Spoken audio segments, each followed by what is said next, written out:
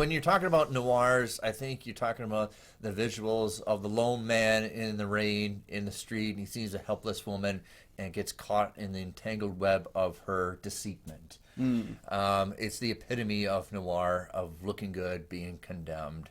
And this is Fritz Lang's really kind of his own real true masterpiece in Hollywood coming over. Yeah, and it's one that I see the film noir label attached to it a number of times, and I think throughout our discussion I'm going to combat that a little bit. Interesting. All right, so interesting conversation to talk about because I love it. It's, noir is kind of up to debate. Let's talk Scarlet Street.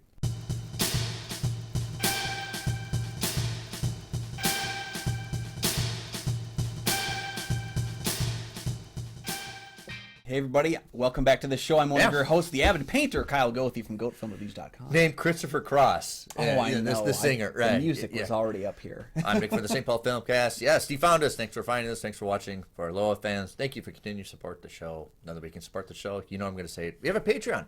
Check that out for some great deals, great contents, and also an opportunity to tell us what movies we can review, which, of course, a shout-out to you as well. Hit the like and subscribe button. Tell your friends about the show. That's a little thing you can do. That's a big thing for us, so definitely help us out. And today we're talking about, since it's 1945, almost, 60 years? 70? 80? Oh, dear God. 80 years old. We're going to talk Scarlet Street. All right. Avid painter Christopher Cross becomes enamored with a young woman and attempts to win her favor. But the woman is secretly plotting to con him out of his fortune, which he does not possess. Okay, so this is based on a book called The Bitch, but it's in French, so it's Les Chiens, I believe. I'm not going to say it correctly. The movie, Les Chiens, is the original interpretation of the book in John Bernard's only second talking film he ever made. And that was in 1931. Scarlet Street is kind of regarded as a remake. So yeah, and it's actually this. I think it was the first of two times that he would make an adaptation of something that was already adapted by Renoir, and Renoir did not care for either of the re-adaptations, if you will. He was a stickler, if you understand. And of course, if you haven't checked out Renoir's Rules of the Game, is considered one of the greatest movies of all time. All right, so Scarlet Street has that temperament of this guy who's kind of not the hero in his own story. He's not the main character in his own not really story. The he main might not be the side character. And the abuse of marrying a widower. In the original story, the widower is not really dead. Actually, he just fakes his death to get away from his wife. Which I don't understand this movie. But going along with the plot points, he gets entangled with Joan Bennett's character, played by Kitty. Her name's Kitty, which is a great noir name, and gets tangled into her being a kind of amused, but really she's exploiting him, as always. Yeah, and there's that interesting interplay, because I think when people think of Edward G. Robinson, they don't exactly think of, mild-mannered, good-natured. You know, he kind of always had that surrounding the criminal organization characters in mind, and so it's from it's the so 3rd to 20 Warner Brothers being Little Caesar, the gangster guy. Yeah, and yet in this film he's very innocent and very calm, and it's interesting to see that the one thing he just wants in this world is someone to care about him as much as he cares about them, and kind of have that reversal. It's really a love story in a lot of ways, except one-sided. And I love there's a subplot of the artist never gets appreciated for the authentic artist never gets appreciated. It gets stolen from him and then gets celebrated because of the death. So the story is kind of a fraud myth, and it accelerates the art. It's the same picture where people can kind of disregard it, but since the history behind it is now it's a masterpiece, right? Yeah. Now it's glorious, right? Well, and you've got that inherent 1945, I guess. Wrong viewpoint of women, where it was like a woman painted a good thing.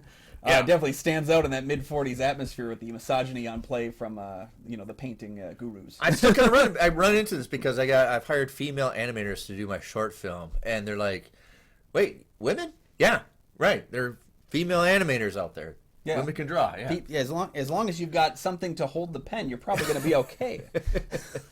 So, what I regard this, I do like the temperament. I like that it's one of those entrapments of noirs. No matter what Christopher Cross's character is going to do, it's never going to be a good ending to his story. You can do different avenues. Maybe be an advocate for yourself. Maybe support him, get away from his wife. but I think every avenue he takes is never going to be a good one. I would say. Yeah, his character path is very much in line with kind of the noir atmosphere. But I also think, like I had mentioned earlier, this feels like a melodrama under the guise of a noir. Like it doesn't really dive into any actual, I guess, crime and its downfall. The main character kind of has a downfall, but at the same time, he's very much the victim of the story. He's not he's making choices, but in all honesty, most of the choices he makes throughout the film are ones that I kind of understand as well.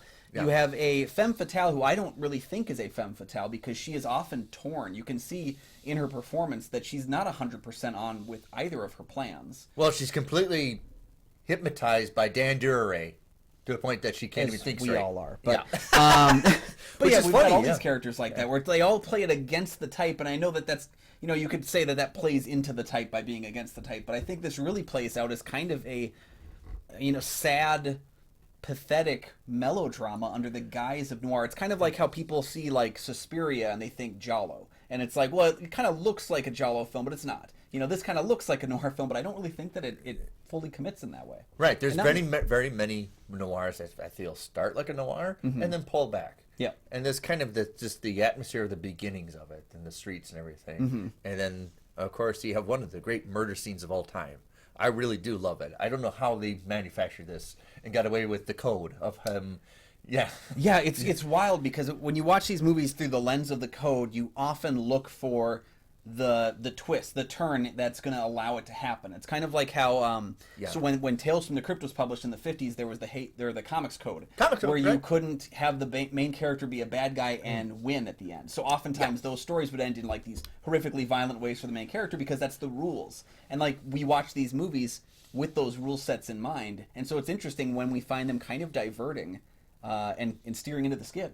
Yeah, I say it's one of the most creative ways of getting past code of a real good authentic murder that really, when you see it, like, oh my god, I still know it's there. Yeah. Like Gun for Hire when he shuts the door and you don't see it, but the door interrupts it. But yeah, very interesting how you can circumnavigate, how do you get away with it with the code. It's the same reason why the suicide attempt is not successful in the film too, and that they kind of had to aim away from like the idea of should I just end it all right now, because they weren't certain that the main character would have warranted that within the lens of that code. It was a tricky walk to make, especially when you have these characters that are kind of nebulous in their affiliations.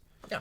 So, just bounce back, Fritz Lang never really blossomed in the Hollywood system after he left Nazi Germany, where he was much celebrated prior to that, and just didn't really get in the cogs. Understand the producers didn't really treat him as a level. They almost treat him as he's work for hire, and I think he understood himself a little bit better than that. But he was also constantly being knocked down. There have been rumors that he was having affairs with Joan Bennett, and Fritz Lang and Joan Bennett were always having affairs. They're really circumstantial. They're really true, but also never really went away wholesale too. Yeah. It always seemed to me kind of like how Paul Schrader talked about working with Natasha Kinski and how he was in love with her, and she kind of said like, well, that never happened. So you're right.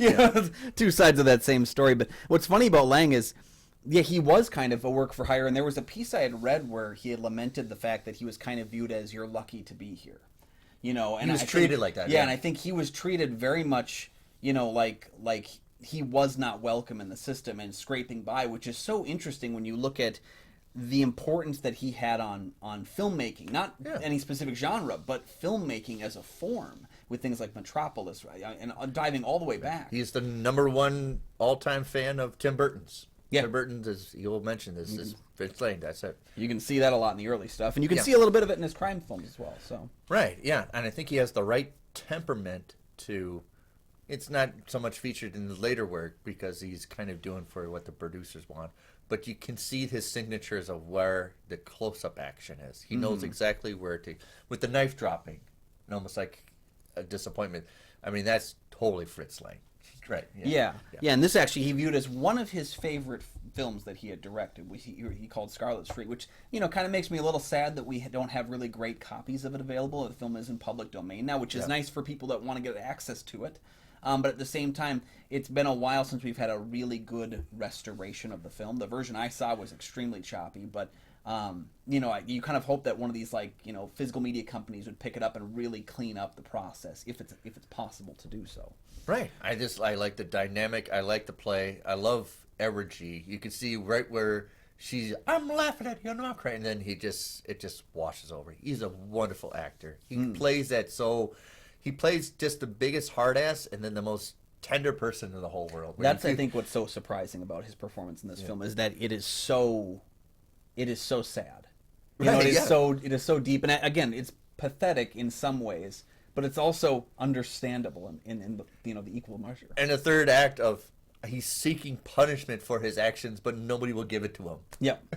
Yeah. He mumbles around town discussing his loss, and he's still kind of haunted by that. The painting in many ways feels almost like the Edgar Allan Poe story about the heart, the telltale heart, where it's kind of just like it's going to haunt him until he can get retribution. But the irony, of course, is that no one believes him when he's actually asking for it. Yeah.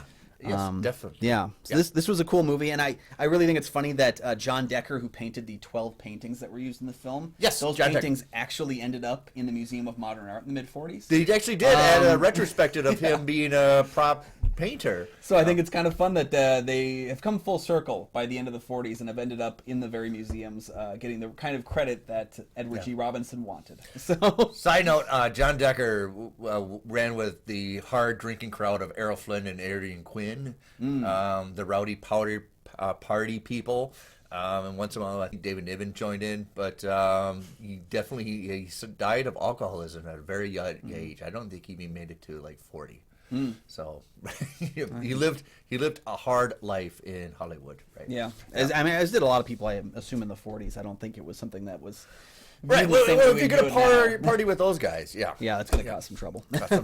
What do you think of our assessment of Scarlet Street? Keep the conversation going. We'd love to talk to you about it. The film is in public domain, so it's in a number of streaming services. You can probably find a copy of it on YouTube. It fell in, I think, by accident, which happened a lot during that time. I mean, the most famous example being Night of the Living Dead fell into public domain purely because of missing a specific year on the title card. So it could happen at any point. And those lawyers look for something, don't they? Yep. So you can find a copy of it virtually anywhere, and when you do, please make sure to share your thoughts about it down below.